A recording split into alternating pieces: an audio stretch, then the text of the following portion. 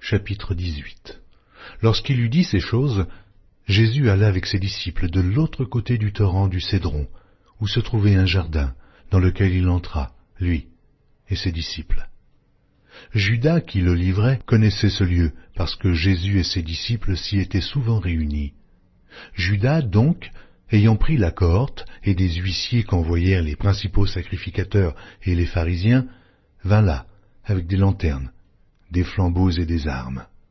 Jésus, sachant tout ce qui devait lui arriver, s'avança et leur dit, « Qui cherchez-vous » Ils lui répondirent, « Jésus de Nazareth. » Jésus leur dit, « C'est moi. » Et Judas qui le livrait était avec eux.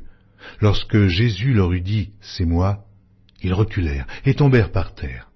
Il leur demanda de nouveau, « Qui cherchez-vous » Et ils dirent, « Jésus de Nazareth. » Jésus répondit, « Je vous ai dit que c'est moi. Si donc c'est moi que vous cherchez, laissez aller ceci. » Il dit cela afin que s'accomplît la parole qu'il avait dite, « Je n'ai perdu aucun de ceux que tu m'as donnés. » Simon Pierre, qui avait une épée, la tira, frappa le serviteur du souverain sacrificateur et lui coupa l'oreille droite. Ce serviteur s'appelait Malchus. Jésus dit à Pierre, « Remets ton épée dans le fourreau. Ne boirai-je pas la coupe que le Père m'a donnée à boire ?» La cohorte, le tribun et les huissiers des Juifs se saisirent alors de Jésus et le lièrent. Ils l'emmenèrent d'abord chez Anne, car il était le beau-père de Caïphe, qui était souverain sacrificateur cette année-là. Et Caïphe était celui qui avait donné ce conseil aux Juifs, « Il est avantageux qu'un seul homme meure pour le peuple. » Simon Pierre, avec un autre disciple, suivait Jésus. Ce disciple était connu du souverain sacrificateur, et il entra avec Jésus dans la cour du souverain sacrificateur. Mais Pierre resta dehors, près de la porte. L'autre disciple, qui était connu du souverain sacrificateur, sortit, parla à la portière, et fit entrer Pierre. Alors la servante, la portière, dit à Pierre, « Toi aussi, n'es-tu pas des disciples de cet homme ?» Il dit, « Je n'en suis point. » Les serviteurs et les huissiers qui étaient là avaient allumé un brasier, car il faisait froid, et ils se chauffaient. Pierre se tenait avec eux, et se chauffait. Le souverain sacrificateur interrogea Jésus sur ses disciples et sur sa doctrine.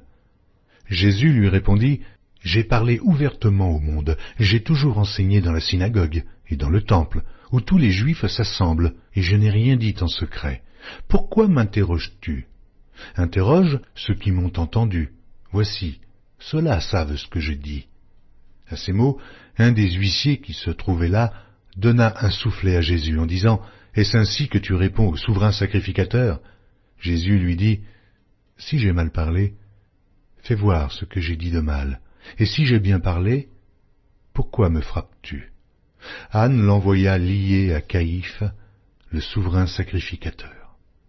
Simon-Pierre était là et se chauffait. On lui dit, « Toi aussi, n'es-tu pas de ses disciples ?»